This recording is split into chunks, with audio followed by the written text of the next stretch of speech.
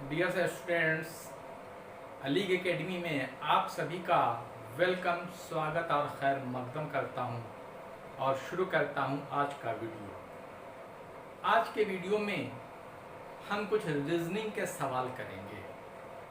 इससे पहले भी मैंने रीजनिंग की 3-4 क्लासेस ली थी और उसमें मैंने हर क्लास में एक टाइप की ही रीजनिंग को बताया था।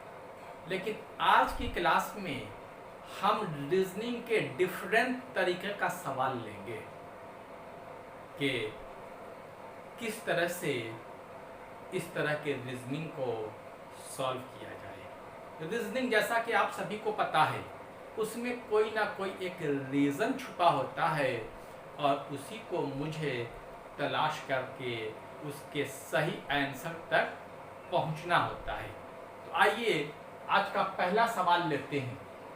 यहाँ पे लिखा हुआ है 5 स्क्वायर के नीचे लिखा हुआ है ग्रेट GREAT ग्रेट। यहाँ पे लिखा हुआ है colon 25।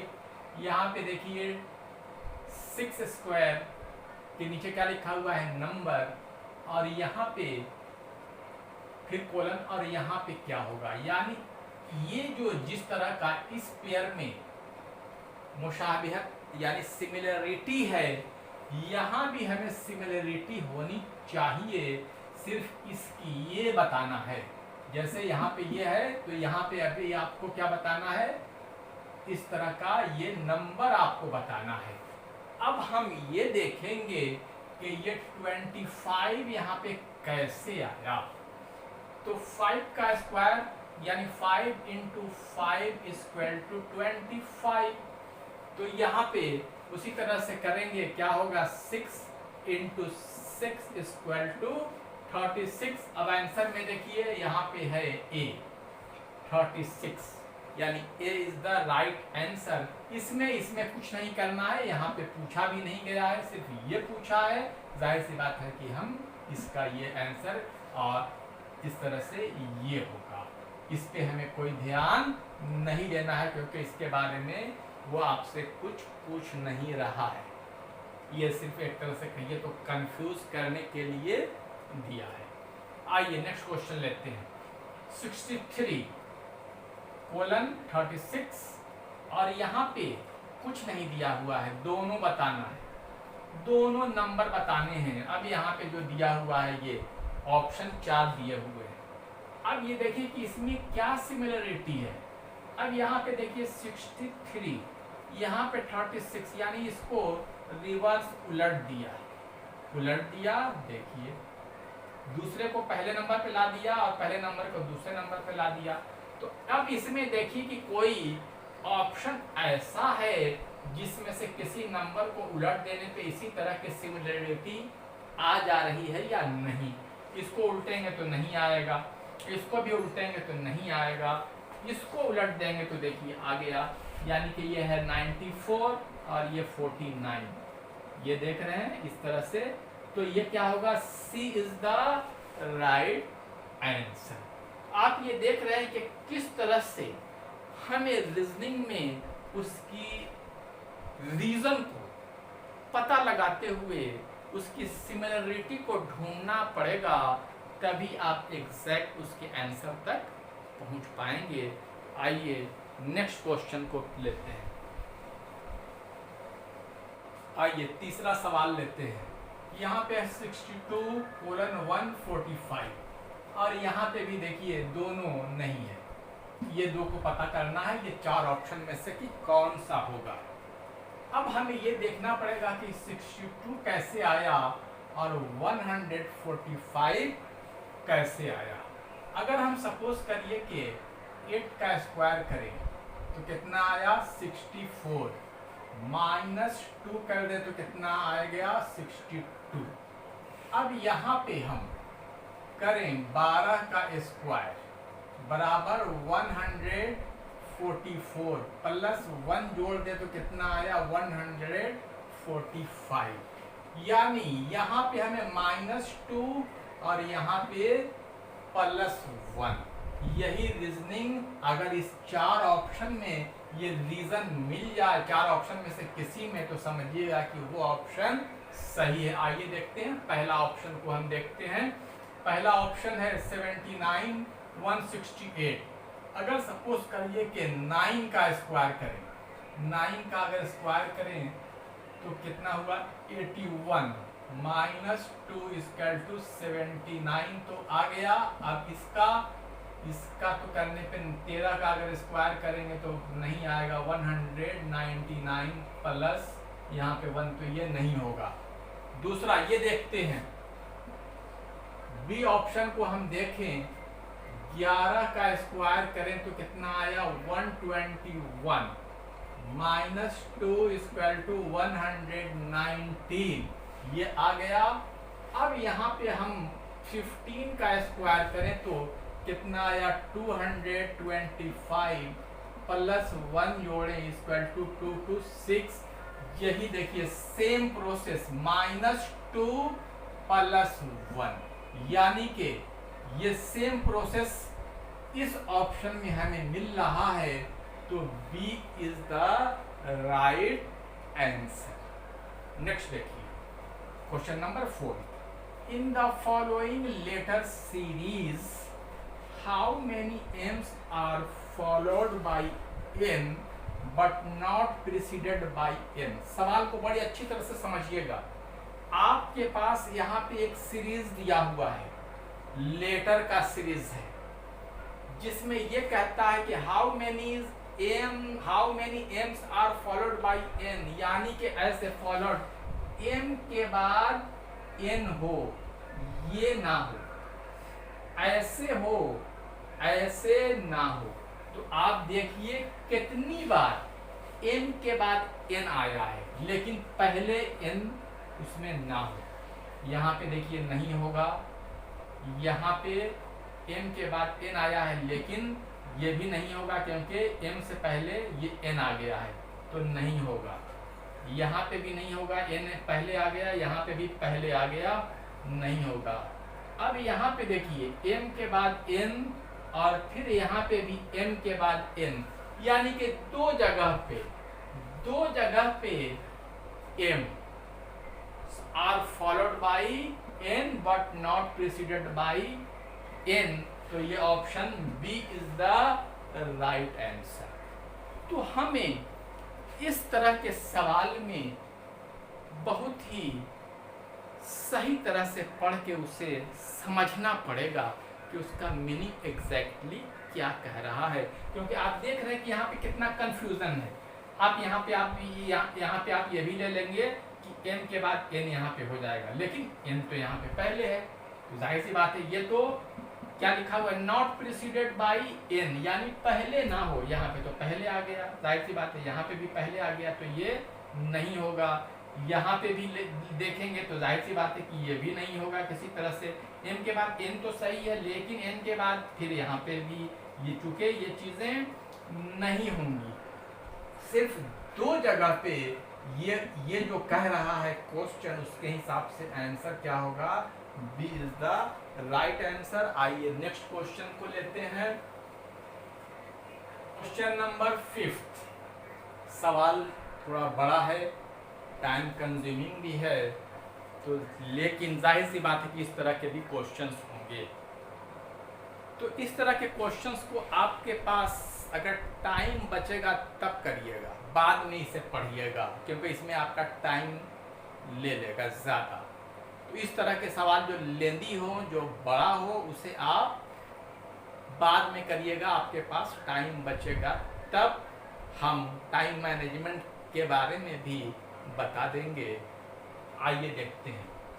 If the word equality दिया हुआ है, वर्ड क्या है इक्वलिटी, इसमें क्या कह रहा है कि the position of the first and the fifth letters are interchange.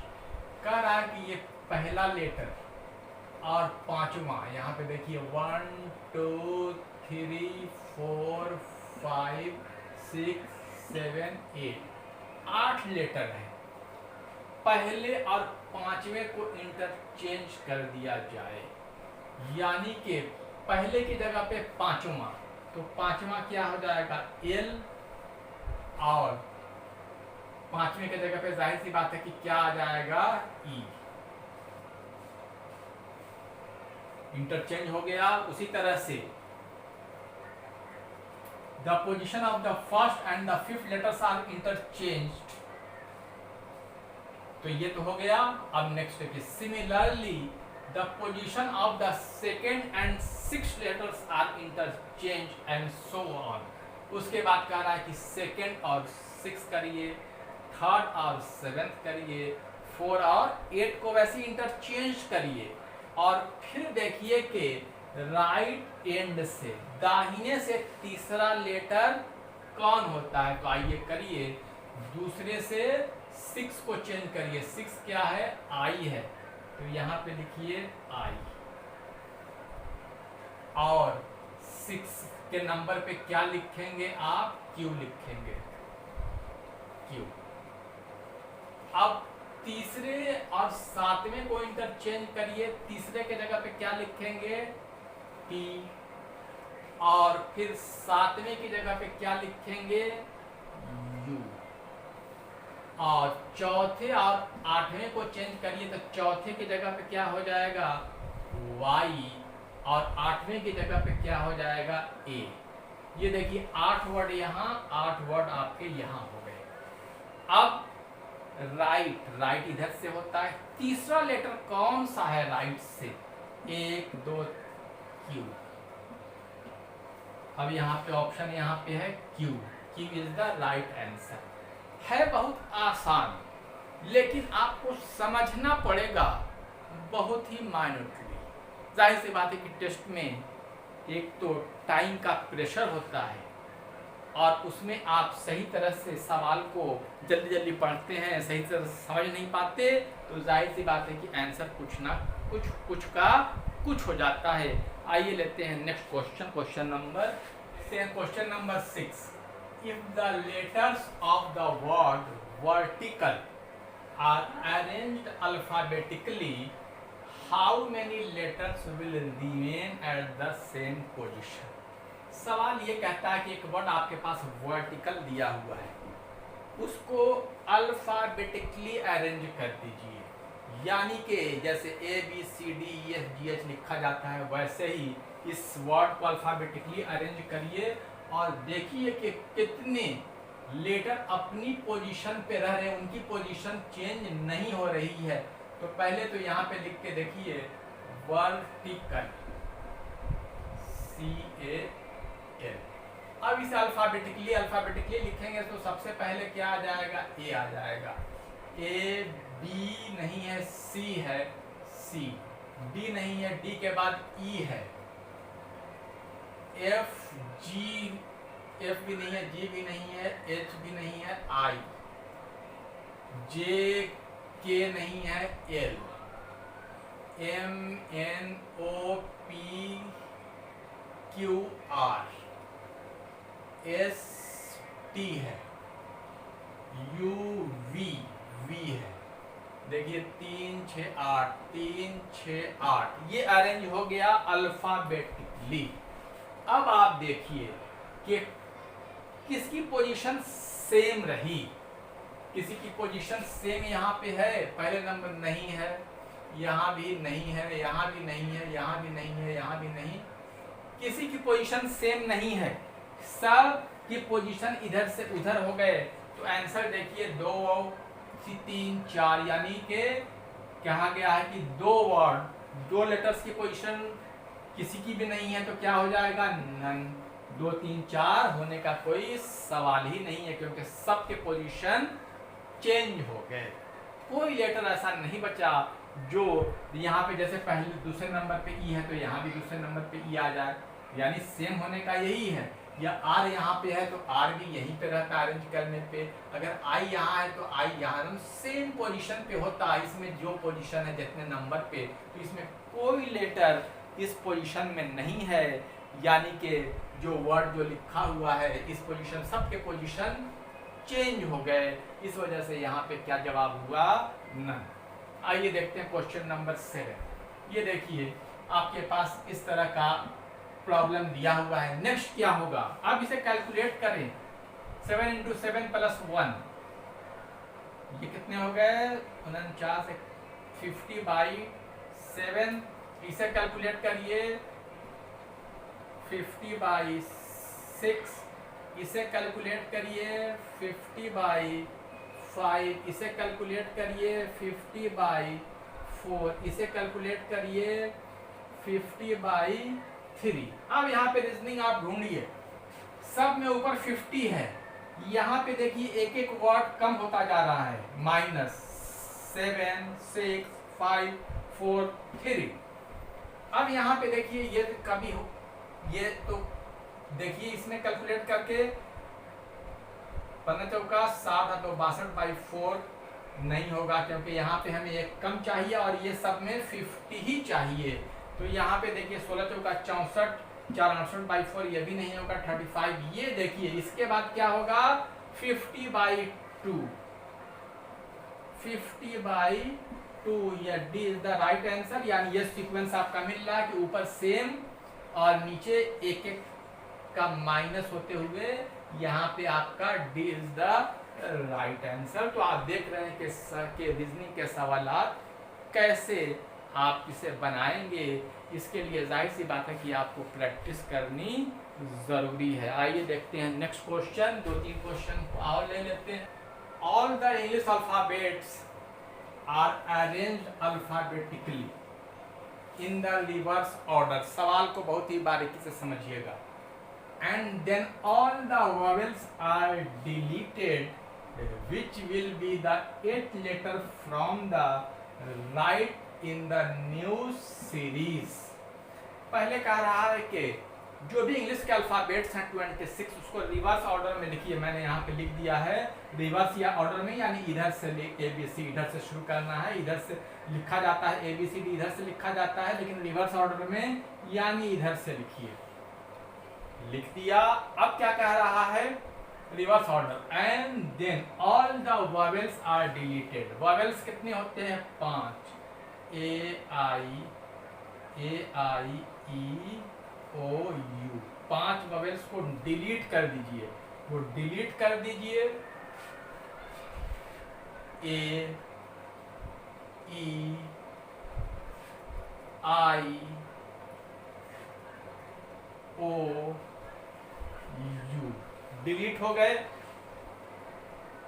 अब कह रहा है कि which will be the 8th letter from the right in the new series. अब एक नई सीरीज यहाँ बन गई, तो राइट से 8वां लेटर कौन सा है, 8वां लेटर राइट से, यहां से 8वां लेटर, यहां से राइट से 8वां, 1 2 3 4 5 6 7 8, 8वां लेटर 1 2 3 4 5 6 7 8, 8वां क्या है, के। तो सी इज द राइट आंसर। तो देख रहे हैं कि इस तरह के सवाल आसान है बेहद, आपको समझना है। समझ लेंगे तो किसी तरह की दुश्वारी नहीं होगी। आइए देखते हैं क्वेश्चन नंबर 9। देखिए question number 9। If machine is coded as, machine एक वर्ड दिया हुआ है, कोड किया गया है 19 7 9 14 15 20 11। then how will you code danger in the same code? उसी कोड में डेंजर का कोड क्या होगा, यहाँ पे ये देखना है। तो आपको पहले देखना पड़ेगा कि मशीन का कोड कैसे आया, यानी M का कैसे आया 19, A का 7 कैसे आया, C का 9 कैसे आया, और H का 14 कैसे आया, I का 15, N का 20 और E का 11 कैसे आया। आइए देखते हैं। इसके लिए सबसे अच्छा पहले आप लिख लीजिएगा इस तरह के क्वेश्चन में कि कौन किस नंबर पे है। अब यहाँ पे देखिए मशीन M बराबर कितना है 13, लेकिन वहां पे कह रहा है कि नहीं 19 है, तो 13 में अगर आप 6 जोड़ेंगे तो कितना होता है 19। एक ये देखिए, अगर ये मेथड हम सब में अप्लाई करते हैं उसका जो नंबर उसका हो रहा है उसमें हम सब में 6 जोड़ते हैं तो क्या उसका कोड आ रहा है? अगर आ जाएगा तो फिर वही डेंजर का भी कोड वैसे ही हो जाएगा। आइए देखते हैं नेक्स्ट क्या है। ए के क्या है? ए बराबर 1 प्लस 6 जोड़िए तो 7 आ गया 7। इसका मतलब है कि सही जा रहे हैं। सी देखिए, सी 3 प्लस 6 इक्वल टू 9 भी सही आ गया। अब आइए एच देखिए, एच 8 6 14 भी सही है। यानी कि सब में हम 6 जोड़ते जाएंगे। तो आइए इस तरह से यहां निकालें। डेंजर डी का क्या हो जाएगा? 4 प्लस 6 जोड़िए तो क्या हो जाता है? 10। ए में 1 प्लस 6 7। अब एन देखिए 14, एन 14 प्लस 6 20, ये तो 3। अब आइए नेक्स्ट देखते हैं जी 7 प्लस 6 इक्वल टू 13। अब क्या है? ई कितना है? 5 प्लस 6 इक्वल टू 11। अब कितना है? अब है आर का देखिए क्या है? आर यहाँ पे 18 प्लस 6 इक्वल टू 24। अब यहाँ पे देखिए आपका आंसर अब इस तरह से निकल के आया कितना?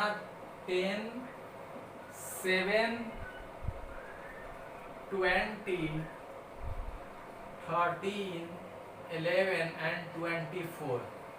यानी कि ये देखिए कि ये इसका कोड हुआ। ये किसी भी ऑप्शन में है 10 7 20, यहाँ पे है देखिए 10 7 20 13 11 24।